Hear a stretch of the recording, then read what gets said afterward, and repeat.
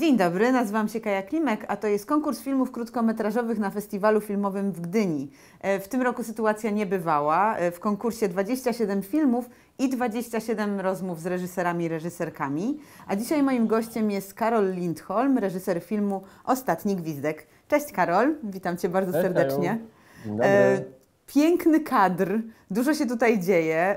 Chciałabym jednak zacząć od tego, że właściwie występujesz w takim pięknym otoczeniu. Powiedz coś o tym.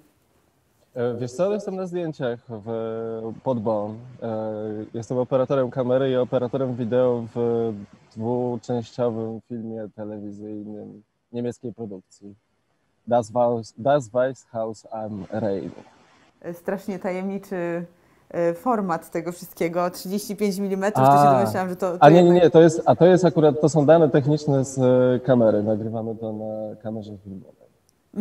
Nie, no super to wygląda, bardzo się cieszę, że jesteś z nami. Porozmawiamy o Twoim filmie Ostatni Gwizdek, który robiłeś w Studiu Munka. Gratuluję w ogóle, że bierze on udział w konkursie filmów krótkometrażowych w Gdyni. To zawsze miło, domyślam się, znaleźć się jednak w tym składzie. No i cóż, nie spotykamy się w Gdyni, ale Twój film bezpośrednio nas odsyła w tamtym kierunku, bo jednak akcja toczy się nad morzem. To było na pewno mnóstwo wyzwań, żeby ten film powstał. Tak. I chciałabym, żebyś najpierw trochę opowiedział o samym pomyśle.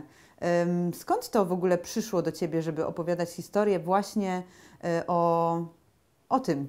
Po prostu tak to ujmę. O młodych chłopakach, tak. Tak. Wiesz co, to jest historia bazująca na moich własnych doświadczeniach.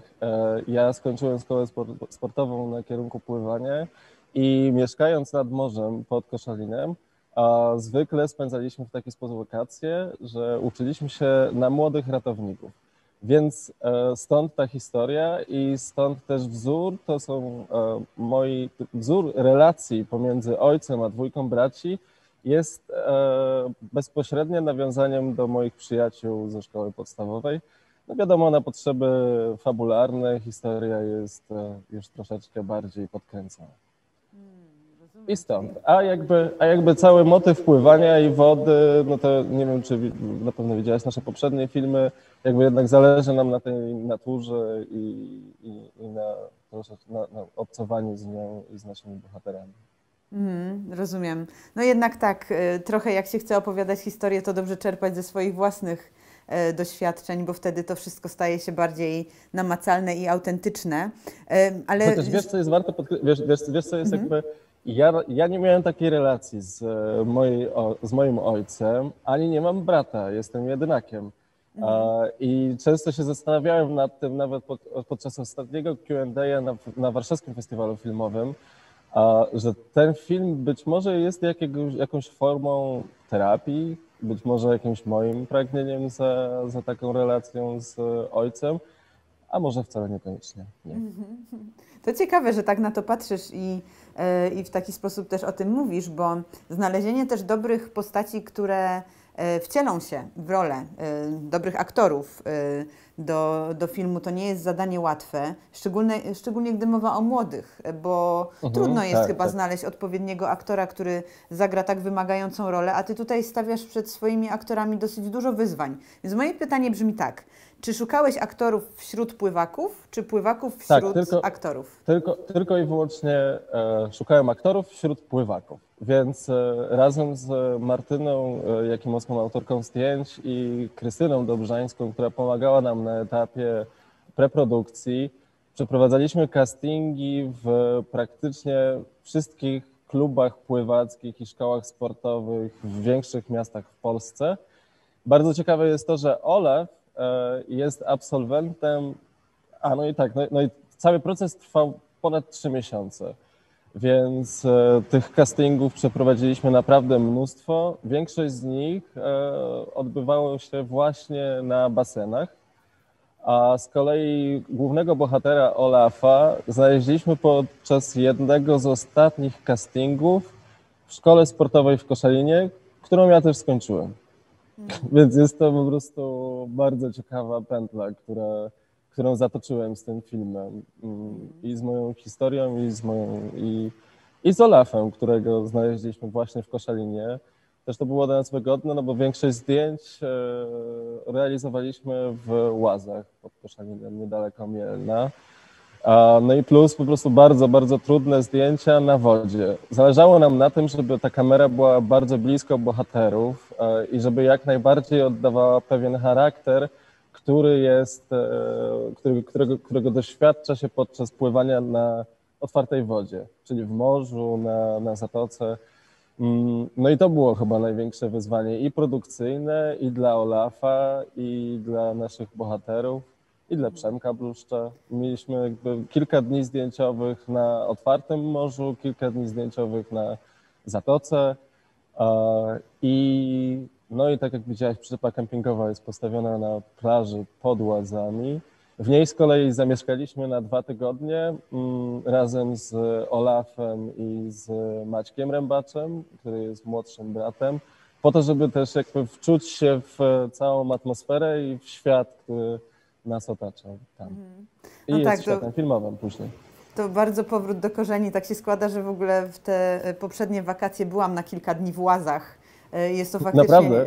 Tak, to była wspaniała plaża i w ogóle piękne miejsce i też myślę, że ten powrót w te okolice Koszalina dla Ciebie musiał być też no właśnie takim zatoczeniem pętli. Ale chciałam dopytać o Przemysława Bluszcza, bo jest w tym filmie kilka takich scen, już pomijam te sceny, w których on tak mocno wchodzi w rolę trenera i ojca, ale też te sceny wysiłkowe, kiedy jest ta scena, w której oni jakby czołgują się właściwie na ten kuter, to ja patrzyłam na tego aktora i sobie myślałam, wow, to naprawdę jest wyzwanie fizyczne. Więc też chciałam zapytać o to, czy Ty mu przedstawiałeś, zanim wzięliście się za pracę nad tym filmem, że to, Panie Przemysławie, tutaj może być ciężko, bo mam takie wrażenie, że to jest naprawdę realny wysiłek, to z czym mamy tutaj do czynienia. Z Przemkiem pracowało mi się podczas całego filmu wyśmienicie. Okazało się, że oczywiście Przemek ma 2 synów. I spędzał też wakacje w okolicach Mielna i Łaz. Przemek znał cały scenariusz już od samego początku. I opowiem taką małą anegdotkę, bo na sam koniec już preprodukcji, kiedy odbywaliśmy pierwszą rozmowę z Przemkiem, ja już jego jako postać wyobrażałem sobie od praktycznie etapu pisania scenariusza. Więc bardzo zależało mi na tym, żeby Przemek się zgodził. No i któregoś razu w końcu udało nam się zdzwonić i siedziałem wtedy w samochodzie, był taki deszczowy dzień i Przemek mówi do mnie: Karol, a wiesz co, nie udałoby się może jakoś przepisać tej ostatniej sceny, bo ja to tak troszeczkę boję się tej otwartej wody. I w tym momencie po prostu usłyszałem taki dźwięk awaryjnych świateł w samochodzie, wszystko się na sekundkę zatrzymało. No ale na szczęście później udało nam się z Przemkiem wyprowadzić całą metodę kręcenia tego filmu. Mieliśmy zabezpieczenie nurków na planie, ale ale też przez to wydaje mi się, że ta postać jest taka naturalna, no bo tam jest też po prostu wyśmienita gra Przemka no i cała sytuacja, która na pewno była wyzwaniem dla nas wszystkich. Ja muszę się też przyznać, że wtedy ostatniego dnia zdjęciowego, chociaż nigdy wcześniej nie miałem choroby morskiej, to ten ostatni dzień patrzenie w podgląd plus bujanie się na wodzie plus cała trudna scena do realizacji, no wytworzył taki pierwszy raz we mnie wrażenie choroby morskiej. Wow, no Każdy to nieźle. ma swoją falę. Ktoś, kto spędził tyle czasu w wodzie, co Ty, jeszcze się musi mierzyć z takim wyzwaniem, no to naprawdę bardzo intensywna sytuacja. Powiedz mi trochę, bo autorem zdjęć wodnych jesteś Ty. Jakie to było dla Ciebie doświadczenie po tym, ile pewnie przepłynąłeś w życiu kilometrów, kiedy nagle trafiasz w to samo środowisko, w którym do tej pory jednak skupiałeś się na pływaniu, właśnie po to, żeby jednocześnie płynąć i jednocześnie kręcić. Bardzo jestem ciekawa tego wyzwania operatorskiego również. Wiesz co, no to jak ja już pisałem ten scenariusz, to wiedziałem, że chcę pływać z chłopakami w tej wodzie. Tak jak mówisz, jest to ciekawe środowisko dla mnie jako operatora kamery i absolwenta sztuki operatorskiej w Katowicach i absolwenta szkoły pływackiej. Ja tak naprawdę miałem bardzo ułatwione zadanie w porównaniu z chłopakami, bo miałem na sobie 5 mm piankę, która utrzymywała mnie na wodzie, plus do tego kamerę w wodoodpornym rigu, która była przypięta liną do mnie i ja byłem przypięty liną do operatora na łódce, który mnie ciągnął w trakcie realizacji tych ujęć już pływackich i nazwijmy to sportowych. Więc no, dla mnie to było najciekawsza część realizowania tego filmu, jeśli mam być szczery, i najfajniejszy moment w wodzie z kamerą, to no, bardzo dobrze to wspominam. Mam też takie pytanie, bo ja jestem wielką fanką w ogóle filmów i seriali o sporcie. Czy to jest koszykówka, czy to jest jazda na deskorolce, zapasy, hokej. No po prostu mnie to kręci. O tyle, o ile oglądanie samych zawodów sportowych mniej, to kiedy to jest temat właściwie, czy część świata przedstawionego, to bardzo mnie to interesuje. I mam też tak, piłka nożna, też powinnam ją tutaj dodać. W życiu nie obejrzałam żadnego meczu w całości, ale jednak filmy o piłce nożnej to jest jeden z moich ulubionych koników, szczególnie dokumenty. Więc mam do Ciebie takie pytanie, bo mam taką obserwację, że zazwyczaj jednak, kiedy się robi film o sporcie, to się go robi jednak o czymś innym. I czy Ty też tak o tym myślisz w ogóle jako koncepcji filmu? Bo w Twoim przypadku... No koncepcji filmu, jeżeli chodzi o Ostatni Gwizdek, jeżeli chodzi o ten film, to dla mnie ten film nigdy nie był filmem o pływaniu. On jest o czymś zupełnie innym. Jest jakby o dorastaniu młodego chłopaka, o pokonaniu tego coming out of age, czyli o pokonaniu jakby pewnej bariery w sobie i o dorastaniu. Dla mnie ta historia zawsze była ważniejsza od sportu, ale wydaje mi się, że sport i elementy rywalizacji zawsze są dobrym nośnikiem do opowiedzenia historii, tak jak sama mówisz, jak oglądamy inne filmy sportowe. To zawsze jest jednak, sport jest ważnym motorem napędowym całej sytuacji i dramaturgii, ale finalnie no to jednak emocje zawodników i wewnętrzne światy bohaterów są ważniejsze. Jasne, jasne. Bardzo lubię w tym filmie ten moment, kiedy Olaf wreszcie mówi: ja chcę płynąć swoim własnym tempem, nie chcę się ścigać. To są takie rzeczy, które faktycznie wyciągają te historie ze świata sportu gdzieś zupełnie w inne rejony, także to jest naprawdę świetne. A będziesz jeszcze robił jakieś filmy ze sportem w tle? Bo wiesz, że szukam twórców, którzy chcą opowiadać takie historie. Naprawdę żywo mnie to interesuje. Także takie pytanie trochę bardziej z perspektywy mojej niż jakiejkolwiek. Jasne. Wiesz co, no, pracuję teraz nad scenariuszem, ale jeszcze do końca nie chcę zdradzać jego treści swojego debiutu fabularnego, pełnometrażowego.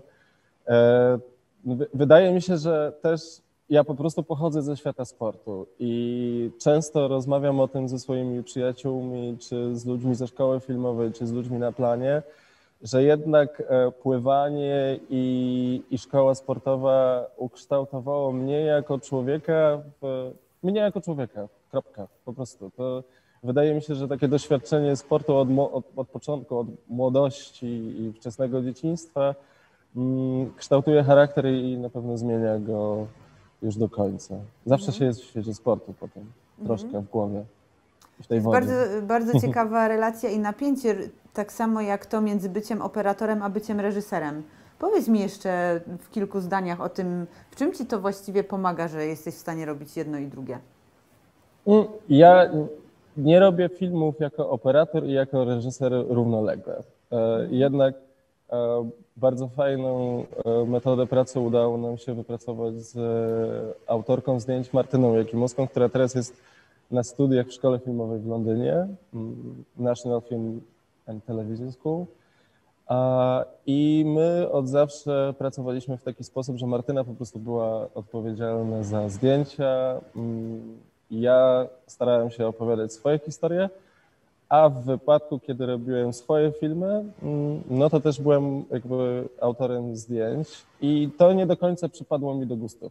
Jednak wolę pracować w teamie, w sensie w teamie mówiąc o zespole ludzi i pozwalać jakby, wydaje mi się, że każda nowa perspektywa wniesiona do pracy na planie jest czymś, co jako reżyser można wykorzystać, jak wniesie się kolejną wrażliwość na pokład. Czy mi to pomaga w byciu reżyserem?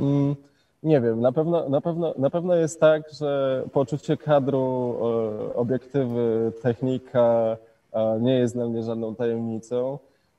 Zobaczymy, co będzie dalej. Teraz też pracuję jako tak naprawdę operator wideo, więc wykonuję bardzo techniczną funkcję. Pracuję też jako asystent kamery, jako operator kamery, a reżyseruję swoje własne filmy, bo mam w środku potrzebę opowiedzenia swoich własnych historii. Jasne, super, dziękuję bardzo i dziękuję Ci za tę rozmowę. Dziękuję, Kaju. Trzymam kciuki za film w konkursie i za wszystkie Twoje przedsięwzięcia, bo fajnie też widzieć, jak ktoś, kogo śledzisz od lat, ciągle się rozwija i robi coraz to nowe rzeczy. To jest akurat bardzo fajna sprawa. Trzymam kciuki za ten, Karol. Dzięki piękne za rozmowę i wszystkiego dobrego. Dziękuję za rozmowę. Cześć, dzięki. Cześć, dzięki. Hej, hej.